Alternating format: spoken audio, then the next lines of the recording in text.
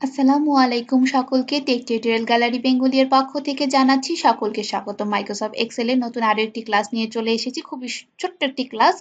Just আমার পূর্বের ক্লাসটি আপনারা দেখে এসেছেন প্রোটেক্ট শীট কিভাবে করবেন। এখন আমি দেখাবো প্রোটেক্ট আপনি একটা পুরো ডকুমেন্টকে পুরো ফাইলকে আপনি কিভাবে প্রোটেক্ট করবেন সেটা দেখাবো। এই যে আপনি পুরো ফাইলটি আছে আমি গত ক্লাসে দেখিয়েছিলাম হচ্ছে আপনি এই সেলগুলোতে জাস্ট কিছু লিখতে পারবেন না যদি এই শীটটা প্রোটেক্ট করে রাখেন।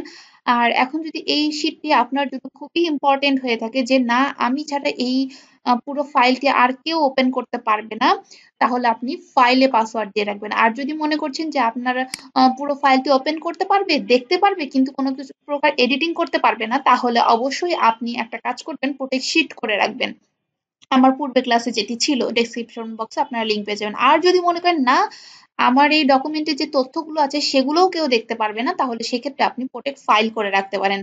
জাস্ট আপনারা চলে যাবেন হচ্ছে ফাইল ট্যাবে। এই যে ফাইল ট্যাবে চলে গেলাম, ফাইল ট্যাবে চলে যাওয়ার পরে এখানে দেখুন ইনফো নামে একটি অপশন আছে, ঠিক আছে?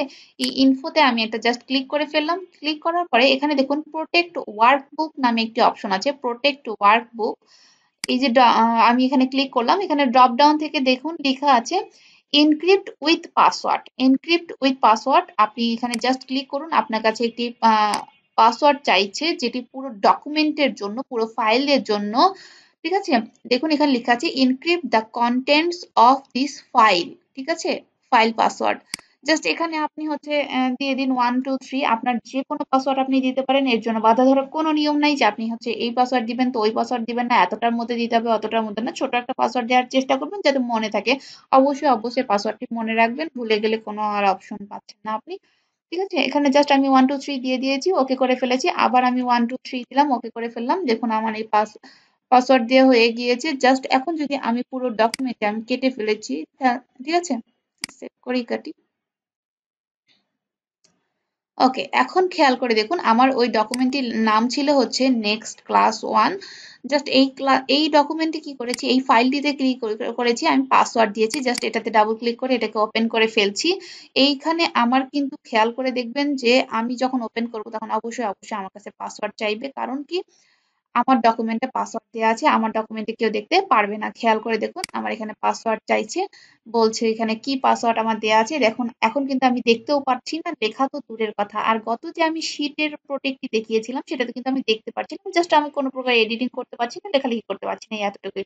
আর এখন কিন্তু আমি শীটটাই দেখতে পাচ্ছি না, মানে আমি ফাইলটাই দেখতে পাচ্ছি না। এখন আমি পাসওয়ার্ড দিয়ে দিলাম 1 2 3, জাস্ট এন্টার প্রেস করুন। এখন দেখুন আপনি এটি দেখতে পাচ্ছেন। আপনি আবারও বলছি, খুবই ইম্পর্টেন্ট কোনো কিছু রেখেছেন আপনি, তাহলে অবশ্যই পুরো ফাইলটিতে আপনি পাসওয়ার্ড দিন। আর যদি মনে করেন যে ও না আমার এটা অন্য কেউ দেখবে, এডিট করবে না, তাহলে আপনি শীটে পাসওয়ার্ড দিন। এটা অবশ্যই মাথায় রাখবেন। ধন্যবাদ সকলকে এতক্ষণ ধৈর্য ধরে ক্লাসটি দেখার জন্য। নতুনদের জন্য বলবো অবশ্যই অবশ্যই সাবস্ক্রাইব করবেন।